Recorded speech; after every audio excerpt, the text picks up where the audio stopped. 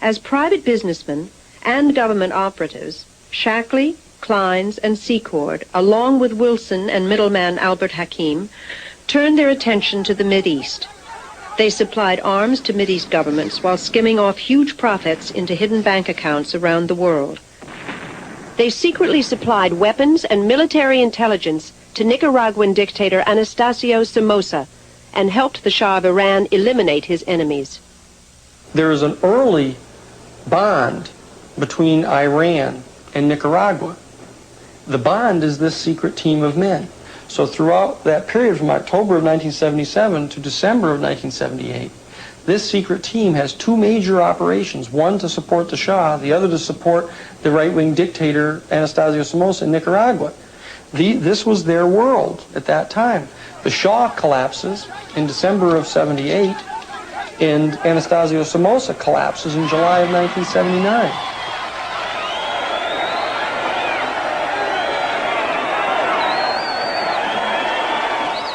After the overthrow of Somoza, many of his former National Guardsmen fled to Honduras, where they were organized and trained by the CIA as a counter-revolutionary force to fight against the new government in Nicaragua.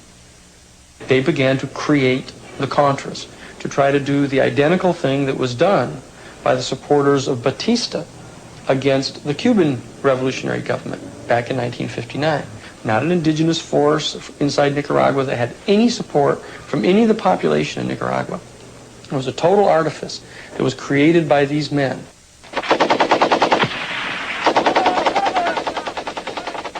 These are young men and women who gave up everything they had, and they fled a totalitarian communist regime. And they fled to another country because they could no longer live within the one that they'd been born in. And they took up arms. I didn't create the Nicaraguan Contra or the Nicaraguan freedom fighter, and the CIA didn't create it.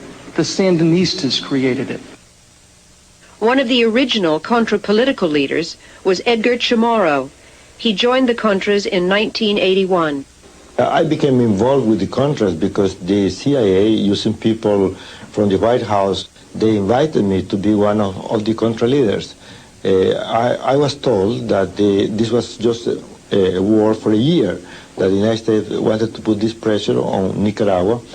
But then after a year or so, I found out that this was not the case. We were being used to deceive the American people. We were used to lie to Congress by going to tell Congress that the purpose was a good purpose to bring democracy, but in private we were being told something different. So I felt that this was a big lie. After several years with the Contras, Chamorro became disillusioned with CIA influence on the Contra movement and quit. Still a critic of some Sandinista policies, he is yet a harsher critic of the Contras. The tactics used by the Contras were tactics of terrorizing civilians, making situations where civilians were getting killed.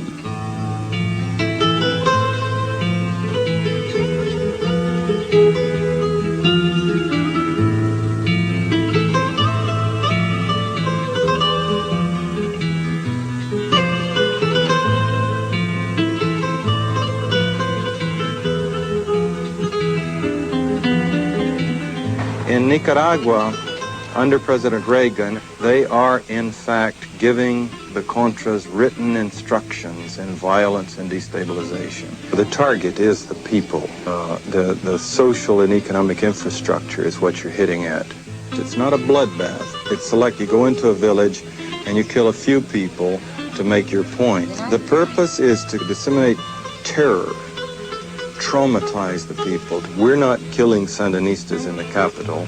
We're not blowing up their homes and terrorizing them. We're hitting at the people throughout the interior of the country.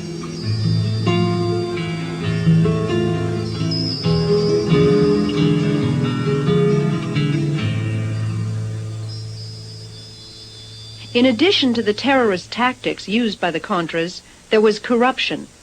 Substantial portions of both congressional funds and privately raised monies were never accounted for.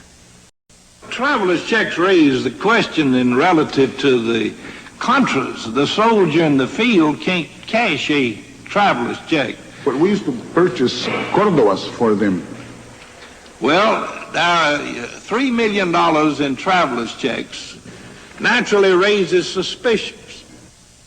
After a while, they get used to fat pays, heavy income and good salaries and per diems and many other privileges.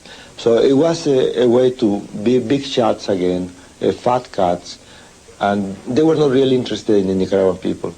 Well, we know that huge amounts of money are missing.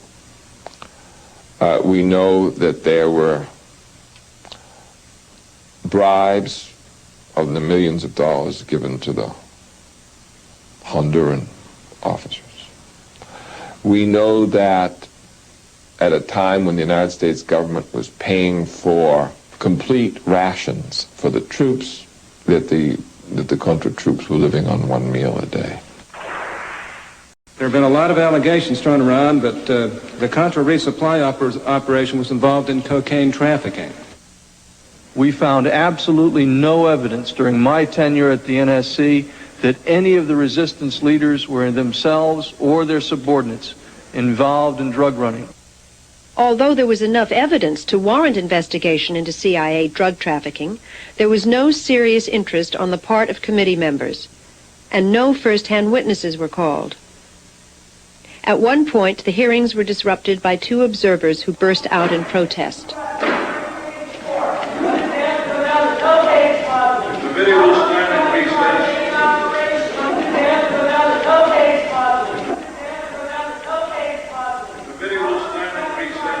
For these actions, the protesters were handed down stiff jail sentences of over a year each.